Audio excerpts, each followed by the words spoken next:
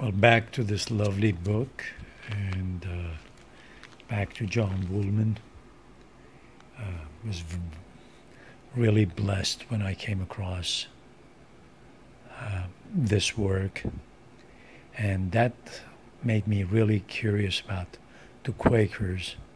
So I studied the Quakers a bit, but fortunately enough, I didn't need to go too far, and didn't have to go too far. I came across, of course, Ben Franklin in his autobiography, talking about things and studying Ben Franklin and the fact that he had recommended for Tom Paine to come to the United States.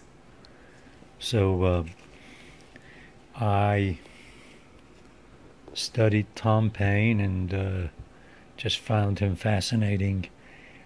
I guess there was a thirst in me in seeing Christianity in action, true Christianity in action. Because when you read the history of the Republic, early Republic, well, to be honest, quite a bit of American history has always been struggle with unchristian conduct and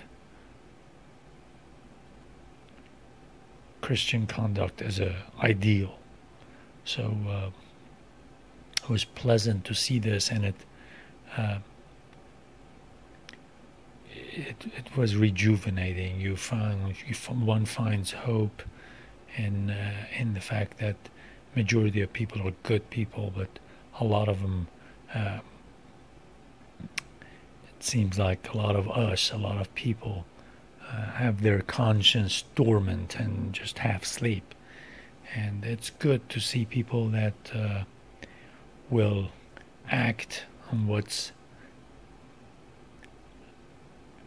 best for humanity and not just for their narrow selves. So read most of Tom Paine's works, Age of Reason and everything else, and I found them fascinating. So I continued to study the Quakers, and then, of course, like I said, I studied Ben Franklin and Thomas Jefferson, Madison, and I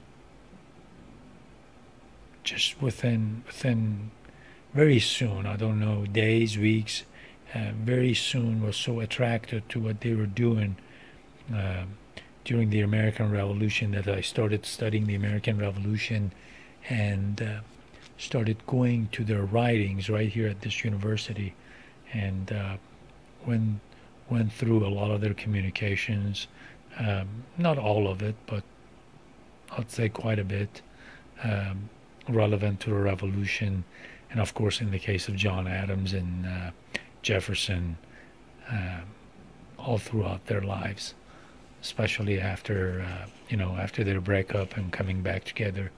So I found those very beneficial, and if you all ever get a chance, read the letter he wrote to his nephew Peter Carr on August 10th, 1787, when he was in Paris, and he makes some suggestions about language, about history, about religion, and I think it's well worth your while. And also, there's another letter that he writes about education of women. He makes some recommendations. And right over here to Nathaniel Burwell, it's on March of 1818, and he makes some comments about languages on both sides, on both letters, and it's kind of relevant to language project and what I have been suggesting in these videos, that we need a common language for humanity. So pay attention to those, see what he says about religion. And I have to say that I was fascinated with Jefferson and Madison and Franklin, and to some degree Washington, And truly, as far as freedom of exercise of religion goes here in the United States, which is one of the greatest blessings that living here you will feel, is a lot of credit goes to somebody like Jefferson. I have to say that the part of him having slaves and stuff, I will talk to you more about it later, and it's very, very horrible. But give me time, I'll come back to that. But as far as what we have here about freedom of religion, freedom to exercise or not to exercise any religion whatsoever, honor goes mostly to the Quakers, Jefferson, Madison, Franklin. And this might sound controversial, but had Jefferson and Madison not been there to at least be a intellectual pushbacks on somebody like John Adams and Washington, I don't think First Amendment, the way we understand it, would have been exercised the way we do now. Or who knows, I might be wrong. But hang in there with me. I will be telling you a few more names. Like I said, I started getting fascinated with the Founding Fathers and went through a lot of their letters, started reading history, and that was really, really fascinating. This was probably around early 1990s. And maybe it was a blessing that I really did not read Abraham Lincoln or didn't learn much about him till things happened later on, which I just became totally fascinated with him, and I'll share that with you later. But Henry David Thoreau and Emerson, there was a seed that was planted in me, and it grew over the years, and I got more fascinated with them and